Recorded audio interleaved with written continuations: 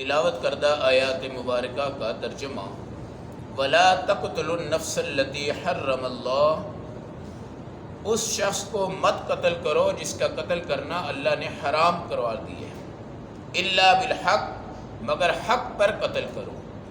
وَمَنْ قُتِلَ مَظْلُومًا، اور جو شخص ناحق قتل کر دیا گیا، فَقَدْ جَعَلْنَا لِوَلِيِّهِ سُلْطَانًا، تو ہم نے اس کے وارثوں کو بدلے کا اختیار دیا۔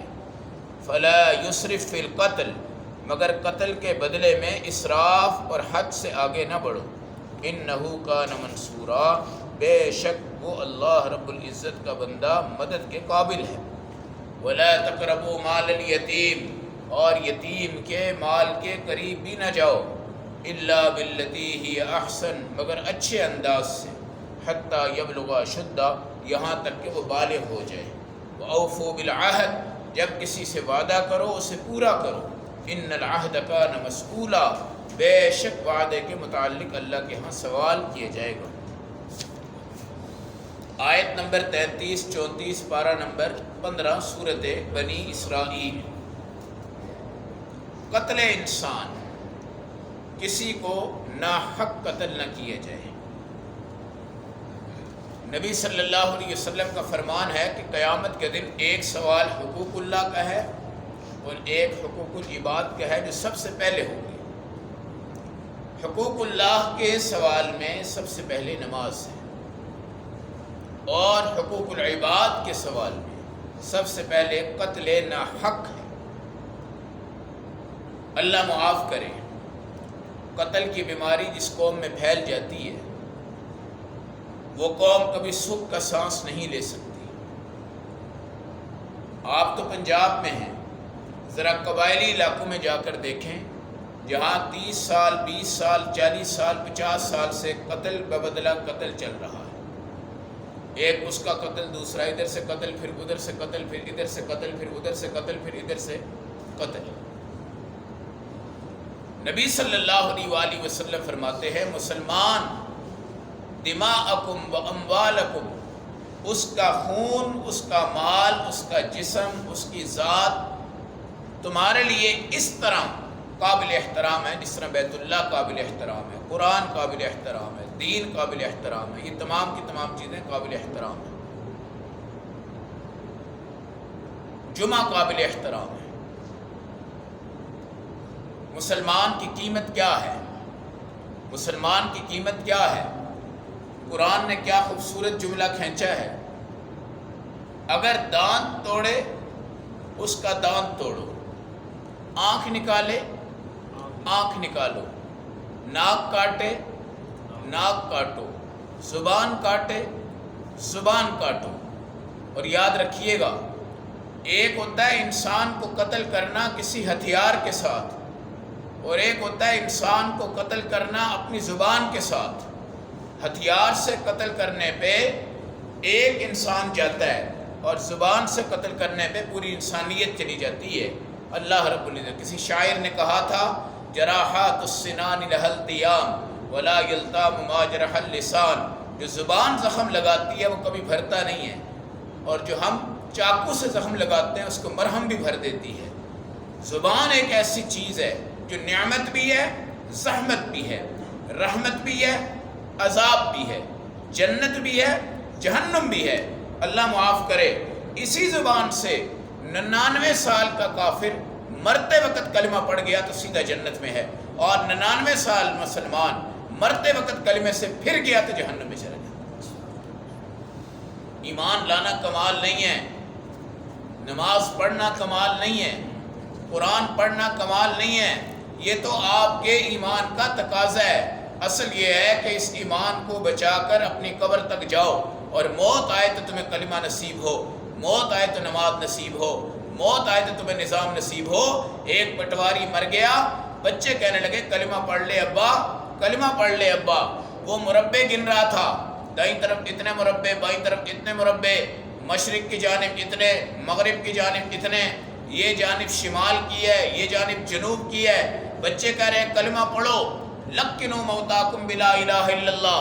موت کے وقت بعض بدبخت تو اپنے باپ سے بات کر رہے ہوتے ہیں، ابا سین کر دو، یہ پراپرٹی ہمارے نام ہو جائے گی، ورنہ ہمیں نہیں ملے گی. لیکن بعض اللہ والے اپنے باپ کو کہہ رہے ہوتے ہیں اب بھائی کلمہ پڑھو. اب جب وہ کلمے کا آپ نے اس کو کہنا ہے تو زور سے نہیں کہنا, پیارے انداز سے کہو کلمہ پڑھو لا الہ الا اللہ محمد رسول اللہ. اب اگر وہ کلمہ نہیں پڑھ رہا اور وہ اپنی تکلیف میں ہے تو بھائی آپ کلمہ پڑھنا شروع کر دو, اس کو زور زبردستی نہ لگاؤ. کلمہ پڑھو کلمہ پڑھو کلمہ پڑھو. اس کو فرشتے نظر آ رہے ہوتے ہیں, موت نظر آ رہی ہوتی ہے, اس کا پلاٹ جا رہا ہے, بیوی جا رہی ہے, بچے جا رہے ہیں, خاندان جا رہا ہے, سب کچھ جا رہا ہے. عجیب اس کے حالات ہوتے ہیں, عجیب خیالات ہوتے ہیں. ایک دفعہ کہہ دو بھائی کلمہ پڑھ لو, پڑھے گا ٹھیک ہے, نہیں پڑھتا زبردستی نہ کرنا. وہ اس حالت میں کسی بھی وقت کہہ سکتا ہے کہ جاؤ نہیں پڑھنا, جاؤ نہیں پڑھنا. لہذا یہ غلطی ہے ہماری. بعض بڑا زور لگا رہے ہوتے ہیں کہ زبان سے کلمہ نہیں پڑھا. آپ یہ تو سمجھیں کہ زندگی میں تو پڑھا ہے نا اس نے, اور انکار تو نہیں کر رہا. اگر تم زور زبردستی کرو گے ہو سکتا ہے کہ وہ انکار کر جائے. تو یہ زبان کا زخم ہوتا ہے. وَلَا تَقْتُلُوا النَّفْسَ الَّتِي حَرَّمَ اللَّهُ, کسی بندے کو قتل نہیں کرنا. اللہ نے اس کے خون, اللہ نے اس کے دانت, اس کی آنکھ, اس کے جسم, ہر چیز کی حفاظت فرمائی ہے. آج اگر کوئی بندہ کسی کو قتل کرتا ہے, اللہ کہتا ہے تم بھی اس کو قتل کر ڈالو, اس میں تمہیں کوئی عذاب نہیں ہوگا. اس لیے ایک بندہ لڑ رہا ہے, دوسرا بھی لڑ رہا ہے. ہمارے نبی نے فرمایا یہ قاتل بھی جہنم میں, جو مر گیا ہے وہ بھی جہنم میں ہے. صحابہ نے کہا یا رسول اللہ قاتل نے تو قتل کیا وہ جہنم میں ہے, جو دوسرا ہے مقتول وہ کیوں جہنم میں؟ آپ نے فرمایا یہ اس کو مارنا چاہتا تھا, وہ اس کو مارنا چاہتا تھا, یہ جیت گیا وہ ہار گیا, مگر نیت دونوں کی قتل ہے, نیت دونوں کی قتل ہے. اس لیے غصے کو پینا سیکھو. پانی کے گھونٹ پی لیے, شوربہ پی لیا, جوس پی لیے, بوتلیں پی لی, آئس کریم کھا لی, چھلکے پی لیے, تمام چیزیں پی لیے, شام شیری پی لی. کبھی آپ نے یہ سوچا ہے کہ غصہ پیا ہے کبھی؟ وَالْقَادِمِينَ الْغَيْظَ, غصہ پیو. غصہ اس ٹائم پینا ہے جب نوبت قتل کی آ جائے, نوبت لڑائی کی آ جائے, نوبت جھگڑے کی آ جائے, اس ٹائم غصہ پیو. اور آج شب برات ہے. اللہ تمام انسانوں کو اگر وہ معافی چاہیں گے تو اللہ معاف کریں گے, مگر قاتل کو اللہ معاف نہیں فرمائیں گے, قاتل کو اللہ معاف نہیں فرمائیں گے.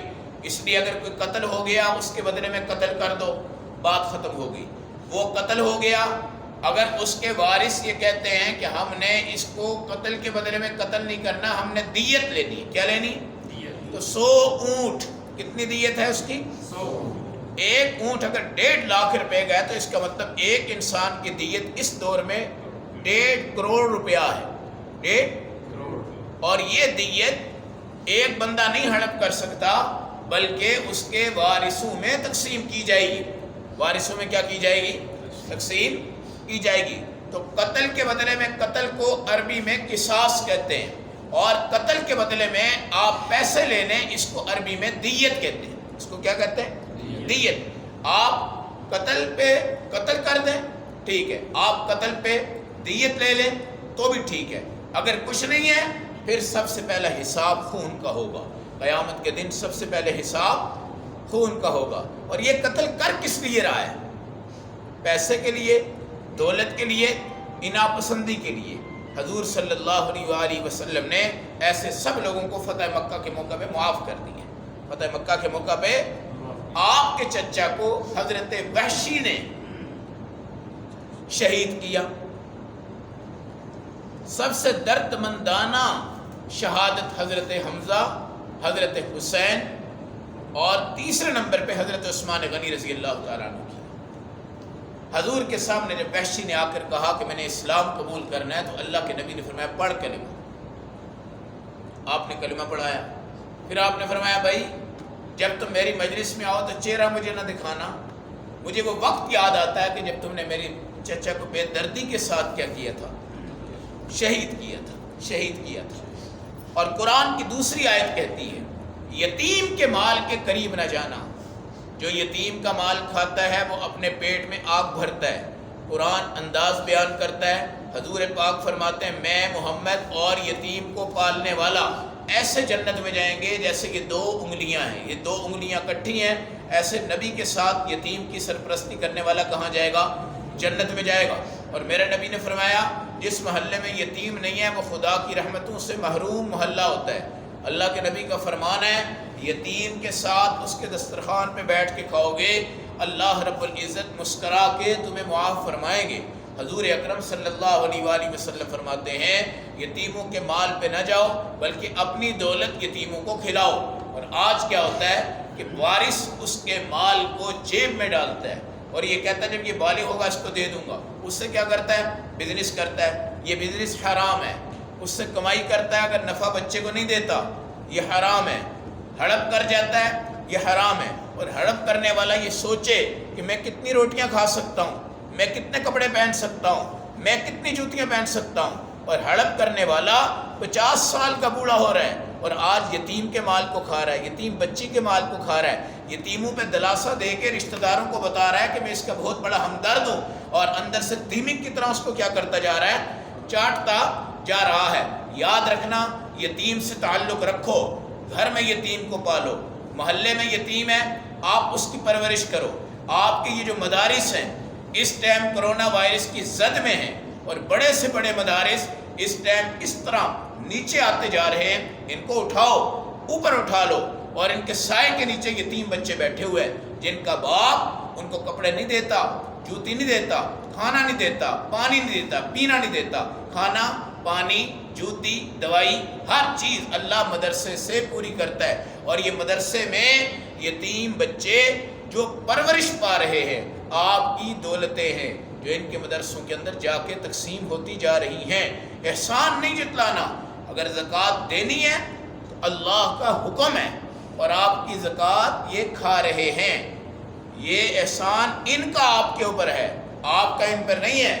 آپ یہ مت سمجھیے کہ ہم مدارس کو دیتے ہیں، بڑے بڑے مدارس ہمارے اس ٹائم ڈیمیج ہو چکے ہوئے ہیں، اور پچھلے سال سے اس سال تک مدارس ٹوٹ رہے ہیں، مدارس کے اندر پریشانیاں پھیل رہی ہیں۔ تو یتیموں کو لے لو، یتیموں کو لے لو، اور یتیم کو لینے کا بہترین انداز ہے بیوہ ہو، یتیم ہو، فقیر ہو، مسکین ہو، مدارس ہوں، طلباء ہوں، جہاں جہاں بھی ہوں، بھائی ان کو کھلاؤ، ان کو پلاؤ۔ میں اپنے تجربے کی بات کر رہا ہوں، صرف آپ کو ترغیب دینے کے لیے، اپنا دکھلاوا نہیں کرتا۔ میرا یہ معمول ہے کہ میں ایک ہفتے کے اندر ایک دن ان بچوں کے ساتھ لازمی بیٹھتا ہوں، چاہے جس جگہ بیٹھوں، جو منگوانا ہے منگوا کے ان کے اندر بیٹھ کے وہ کھانا ہے، اس کو پینا ہے، اور اس کی برکات اتنی ہے کہ اللہ نے کبھی چکایا نہیں، اللہ نے ہمیشہ اٹھایا ہے، بالکل کسی کے احتیاج نہیں ہے، کسی کی کوئی چیز نہیں ہے۔ تو آج اللہ نے ترقی کا ایک ذریعہ آپ کے لیے جو بنایا نا، وہ کیا ہے؟ یتیموں کی سرپرستی کر لو۔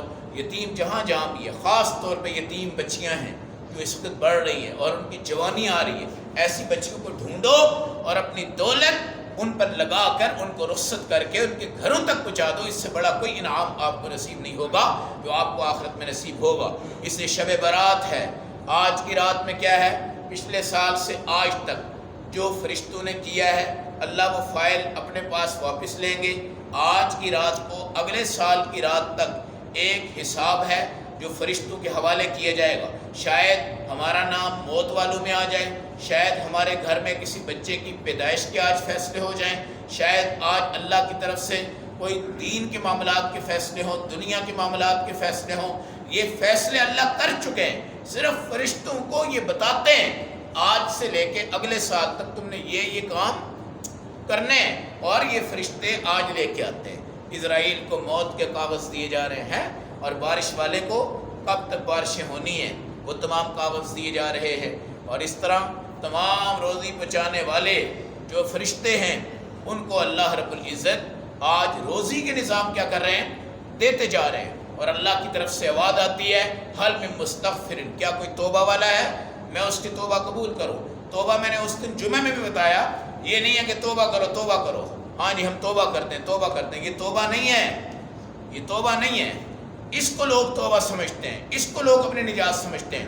توبہ انفرادی حالت ہے، آپ اکیلے ہوں گے، آپ کمرے میں ہوں گے، آپ نے پنکھا چلا لیا، لائٹ ضرور بند کریں، آپ وہاں بیٹھے، پھر آپ گڑ گڑائیں، آنکھیں بند کریں، اپنی زندگی کا سوچیں، مرنے کا سوچیں، اپنی قبر کا سوچیں، اپنے گاؤں کے قبرستان کا تصور کریں جہاں ماں دفن ہے، جہاں باپ دفن ہے، جہاں بابا دفن ہے، دادا دفن ہے، اور اس کے بعد اپنی موت کے تصورات میں کھو جائیں، اللہ کا خیال بیچ میں لائیں، اپنے اندر ایک کپ کپی پیدا کریں اور آپ کے رونگٹے کھڑے ہو جائیں، آپ کو ہلکی ہلکی سردی لگنے لگے، اب آپ کا تعلق اللہ سے جڑ گیا، اب رب کے سامنے اپنی زندگی کے گناہ علل اعلان کھول دیں، اللہ فلاں وقت میں نے یہ کیا ہے، فلاں وقت میں نے یہ کیا ہے، فلاں وقت میں نے یہ کیا ہے، یہ کھولتے کھولتے آپ کے اندر کیفیتیں تبدیل ہو جائیں اور آپ کے اندر کپاہٹ بڑھتی جائے اور آپ کے اندر یہ رونگٹے تیزی سے کھڑے ہو جائیں اور اس وقت چھوٹے چھوٹے دانے آپ کے جسم کے اندر بننا شروع ہو جائیں،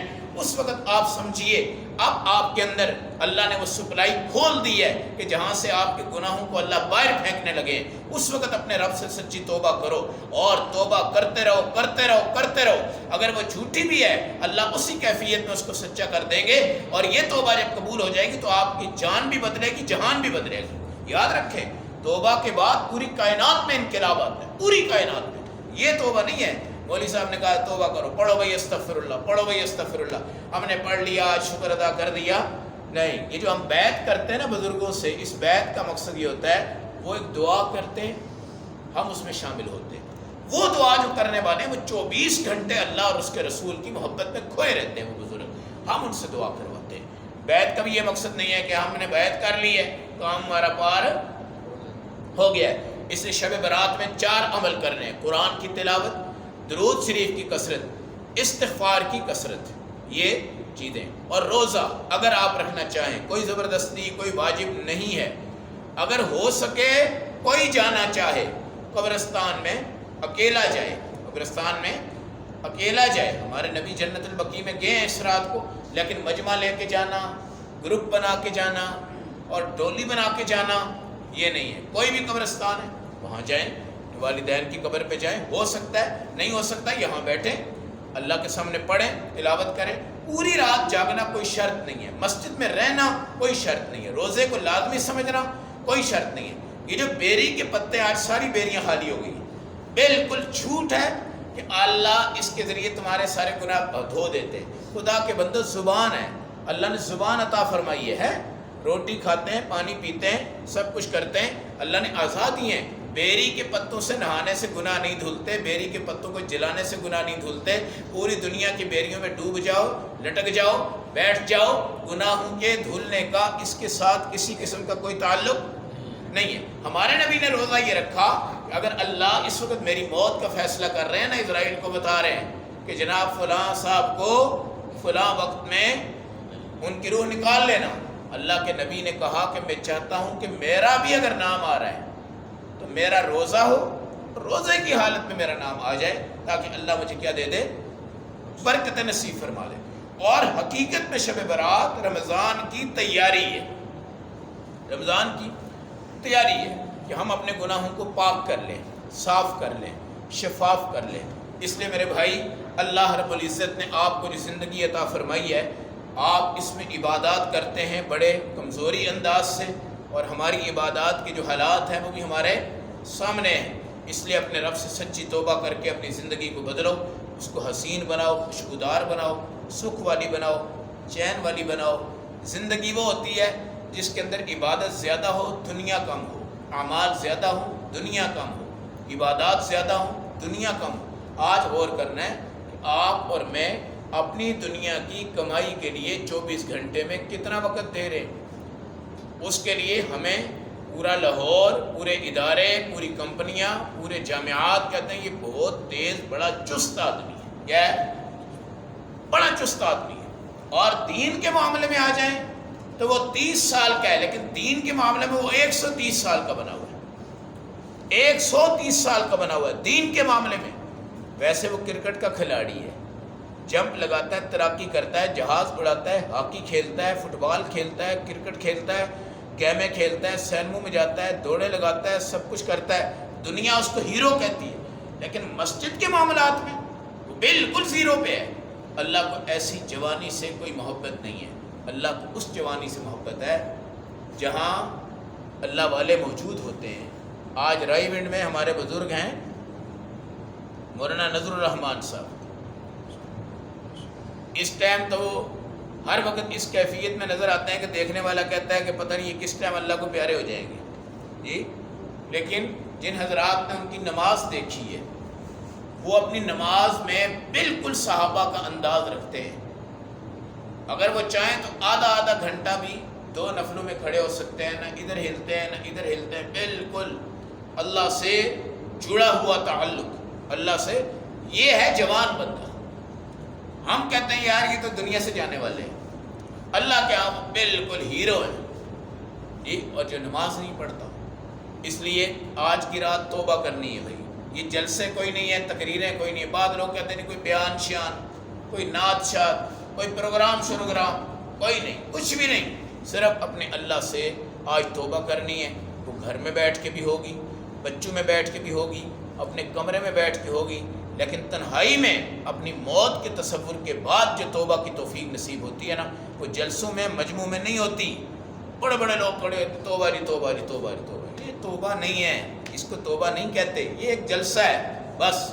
لوگ واہ واہ کرتے، شابہ کرتے ہیں. ہم بھی جلسوں میں کیا کہتے ہیں، یار تقریر بڑی زبردست ہو گئی، بیان بڑا زبردست ہو گیا، لوگوں نے واہ واہ کر دی، لوگوں نے.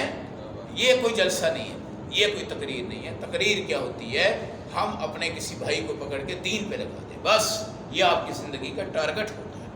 اس لیے آج ہم دعا کریں گے کہ اللہ ہم سب کو ان حسین لمحات میں سے جو بھی اللہ کی توفیق ہمیں نصیب ہو، ہم آج رات اس پہ کیا کریں، عمل کریں گے.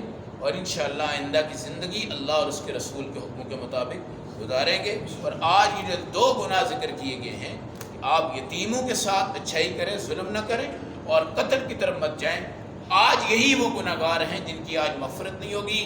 ماں کا نافرمان، باپ کا نافرمان، شرابی، غیبت، تہمت لگانے والا، قتل نہ حق کرنے والا. اور یہ جو پونچے ہیں نا، ان کو ٹخنوں سے نیچے لٹکانے والا آج کی رات مغفرت نہیں پا سکتا. اور آج ہمارے بھائی کیا کرتے ہیں، سردار صاحب مسجد میں آتے ہیں نا جی، تو کیا کرتے ہیں، ٹخنے اوپر کرتے ہیں جناب صحیح انداز سے. جب مسجد سے نکلنے لگتے ہیں سب سے پہلے اپنے پونچے نیچے کرتے ہیں. مسجد میں آئیں گے، اسے جیب سے ٹوپی نکالی اور سر پہ رکھ دی، ٹھیک. نماز پڑھی، پہلے ٹوپی اتاریں گے پھر جائیں گے. ادھر اذان ہوئی ہے، ادھر گانے کا بٹن بند ہو گیا. اذان ختم ہوئی تو گانا شروع ہو گیا. خدا کی قسم ایسے تو عیسائی اپنے گرجاؤں میں نہیں کرتے. مسلمان نے ایک مذاق سمجھ لیا تھے. یہ جو پونچے لٹکانے والا ہے اتنا بڑا گناہ ہے، اور اللہ ہم سب کو معاف فرمائے.